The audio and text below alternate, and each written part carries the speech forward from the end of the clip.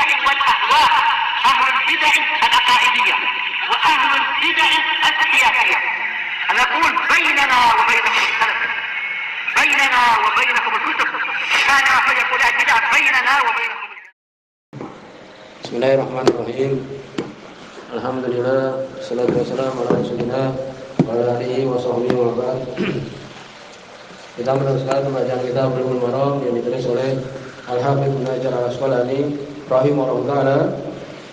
Pada pertemuan terlewat kita masih di Kitabul Buyu. Disebut oleh beliau bab Ihya'ul Mawat, bab menghidupkan tanah yang tidak ada pemiliknya, tanah yang mati. Sebutkan oleh beliau beberapa hadis.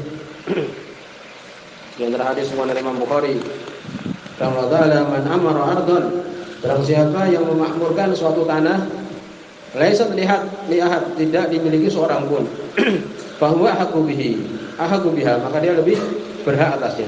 Maka di sini menunjukkan kalau ada tanah yang tidak ada pemiliknya, kemudian yang menghidupkannya, disebutkan di antara yang buat tembok, nanti sebuah hadisnya juga, maka itu milik dia. Ini demikian. Kemudian juga disebutkan tentang hadis la darar wa la dirar, tidak boleh perbuatan bahaya, demikian juga tidak boleh membahayakan orang lain. Kemudian berikutnya masih dalam bab ini, hadis nomor 912. An Samurah bin Jundub radhiyallahu anhu, dari sahabat Samurah bin Jundub. Juga para ulama ya bahwa hadis ini asalnya adalah dhaif.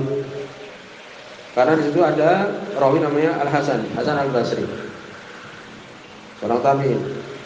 Disebutkan bahwa dia tidak mendengar dari Samurah sahabat ini radhiyallahu anhu kecuali hadis tentang akikah. Hadis ini dhaif tapi ada penguatnya dari yang telah lewat tentang permasalahan memakmurkan tanah yang tidak ada miliknya. Jadi hadis ini sahih. Dari Samurah bin Jundub radhiyallahu anhu qala, beliau mengatakan qala Rasulullah sallallahu alaihi wasallam, man ahata ha'itan, barang siapa yang membuat tembok, ya, membuat pembatas di tanah, membuat tembok ala ardin, di suatu tanah. Jadi dia mendapati tanah, kemudian dia buat pagar atau tembok semisal itu, fahiyalahu, maka tanah itu milik dia. Maka ini menunjukkan apa? Bahwa tanah yang tidak ada miliknya, kemudian apa? Kemudian dia tanami atau bahkan dengan dia buat tembok haid di sini, tembok atau pagar, menjadi milik dia. Dan itu sampai sekarang. Dan terlibat tidak perlu izin dengan imam pemimpin. Sekarang ini mungkin dapat di daerah-daerah pedalaman, tentu sudah diketahui ya.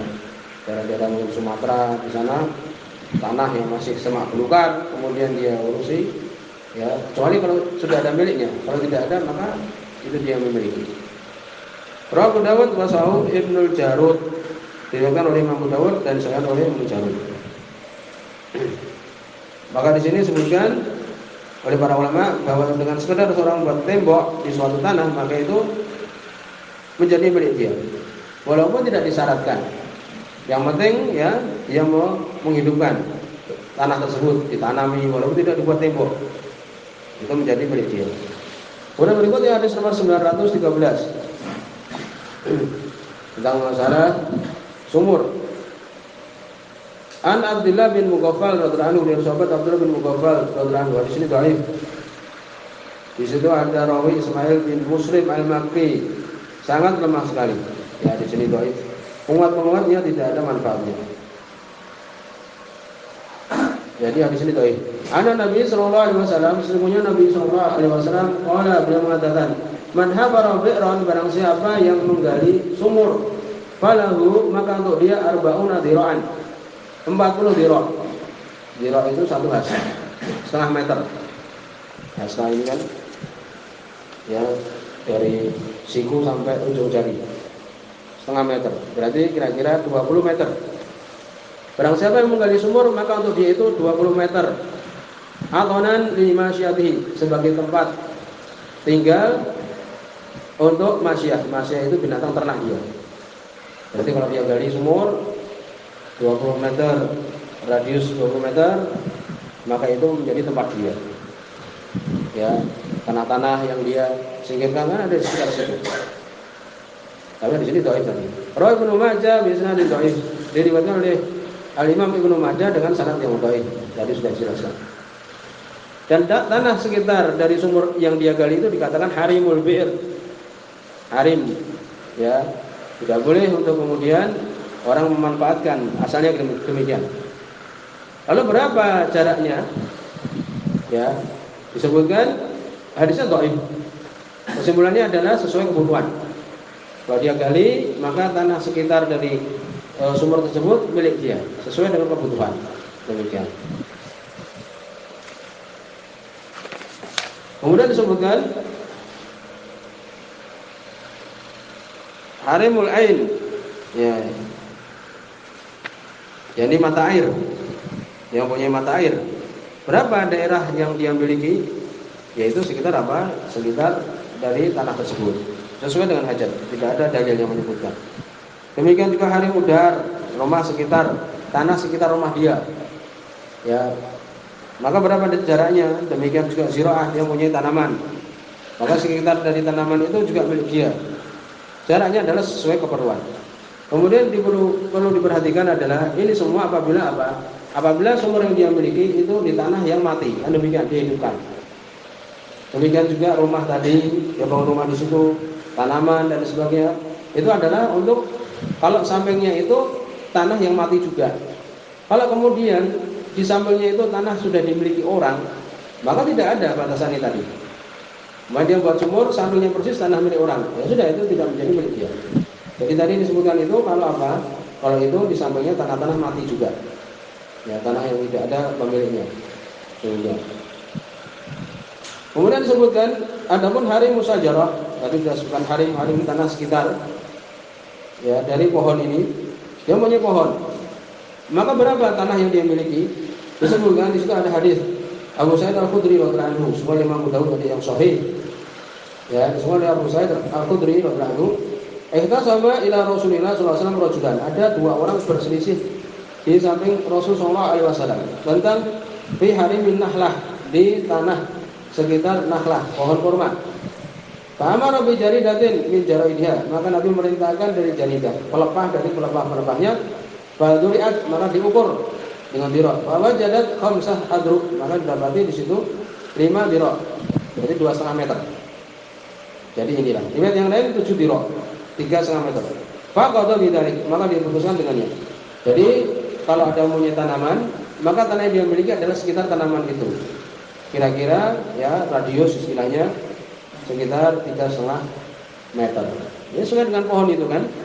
Pohon itu kan biasanya jatuh buah-buahannya, demikian juga mungkin daunnya di bawah pohon tersebut. Itulah tanah yang dia miliki. Demikian. Kemudian disebutkan idhafara insan bi'ran. Seseorang dia menggali sumur di samping sumur saudaranya. Akhirnya sumur saudaranya itu airnya habis. Kadang terjadi seperti itu.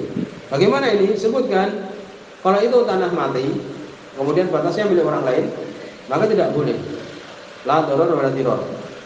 Ya. Ya, kalau itu sudah ada pemiliknya, ya tidak boleh. Kemudian dia di sampingnya tidak boleh. Jadi ukur supaya tidak membahayakan. Demikian. Tapi kalau kemudian ya dia itu tanah mati sesuai hajat. Itu intinya adalah tidak boleh membahayakan saudaranya. Kalau dia menggali sumur, jangan sampai ketika dia menggali kemudian sumur saudaranya itu menjadi habis. Kecuali kalau dia punya tanah, ya itu aja, sampingnya juga tanah, rumah lagi buat sumur, kemudian dia tidak bermaksud membahayakan, akhirnya yang sampingnya sedot airnya habis. Yang penting dia tidak berbuat yakni doror, bahaya. Berikutnya hadis nomor 914. Ini tentang tanah yang diberikan oleh pemimpin atau semisal itu. An Alqamah bin Wa'il, dari Alqamah bin Wa'il, an abihi, dari bapaknya Wa'il bin Hujr radhiyallahu anhu. Anna Nabi sallallahu alaihi wasallam, sungguhnya Nabi sallallahu alaihi wasallam, aqta'ahu ardon, memotongkan untuk beliau tanah. Ya disebutkan aqta'a ini untuk dimanfaatkan, untuk dihidupkan. Dipotong, ya tanahnya ini punyamu, bagian ini 1 hektar umpamanya. Pemimpin yang memutuskan umpamanya, atau dia bekerja padanya. Demikian. Maka di sini Nabi sallallahu alaihi wasallam memberikan kepada beliau tanah. Di Hadramaut. Jauh sekali dari Madinah menuju apa? Menuju Yaman, Hadramaut. Ya, Yaman Selatan. Ini menunjukkan bahwa dulu sudah ada kalimat Hadramaut dan semisalnya. Sahabat dari daerah Hadramaut.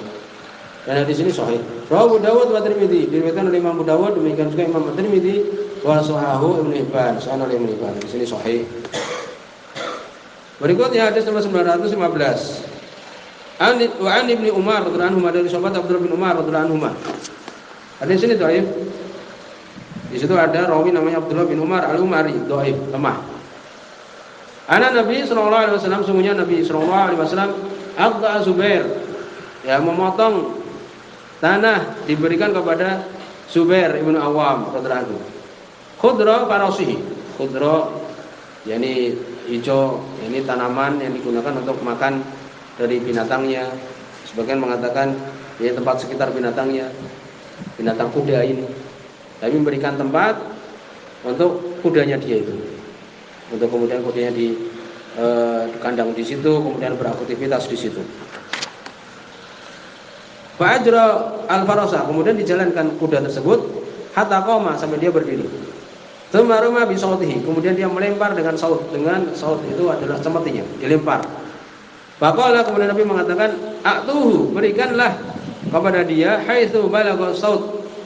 Sampai sejauh cemeti itu, cambuk itu dilemparkan. Jadi mungkin terbuat dari kayu misalnya, dilempar, maka sejauh jatuhnya itulah tanah yang dimiliki oleh Zubair bin Awam. Tapi di sini dhaif tadi. Abu Dawud wa fihi dhafun. Diriwayatkan Imam Abu Dawud, Ibnu Hajar sendiri mengatakan di sini dhaif. Ya, tadi ada rawi Abdullah bin Umar. Maka di sini diambil permasalahan tentang apa? Bahwa seorang kalau diberikan oleh pemimpin tanah untuk kemudian dia menghidupkannya, maka itu menjadi milik dia.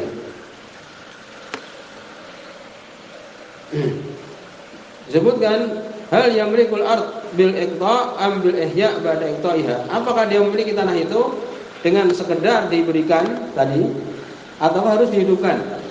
Ya, jawabannya adalah apa? Kalau kemudian dia diberikan tanah tersebut kemudian tidak dihidupkan, dibiarkan tanahnya, tidak dikasih tembok, tidak ditanami, maka tidak menjadi milik dia. Tapi kemudian kalau dia menghidupkannya, maka itu menjadi milik dia. Kesimpulannya demikian. Ya, kalau dia dikasih tanah kemudian dia membiarkannya, maka tidak menjadi milik dia. Tapi kalau dia menghidupkannya, maka tanah itu menjadi milik dia. Kalau di zaman sekarang itu kadang perusahaan Telkom itu membagi-bagi dulu itu pegawainya dengan upah tanah yang lebar, potong-potong. Katanya di arah ini dulu juga milik orang-orang Telkom. Itu menjadi milik dia. Ya, itu sudah ditentukan ukurannya, batasannya, demikian. Kalau ini tempat-tempat yang belum ada pemiliknya. Kemudian berikutnya iqtal imam biqadri imkanil ihya. Yani pemimpin ini memberikan tempat kepada rakyatnya itu sesuai dengan kemampuan dia. Jangan kemudian diberikan umpamanya 50 hektar, dia tidak bisa menghidupkannya, maka tidak boleh. Tapi sesuai yang dia mampu. Kasih 1 hektar kemudian dia menghidupkan. Demikian. Kemudian apakah boleh tanah yang sudah diberikan kepada dia itu untuk ijarah, disewakan? Jawabannya adalah boleh. Sampai di sini subhanallah wa bihamdihi, asyhadu an la ilaha illa anta, astaghfiruka wa atubu ilaik.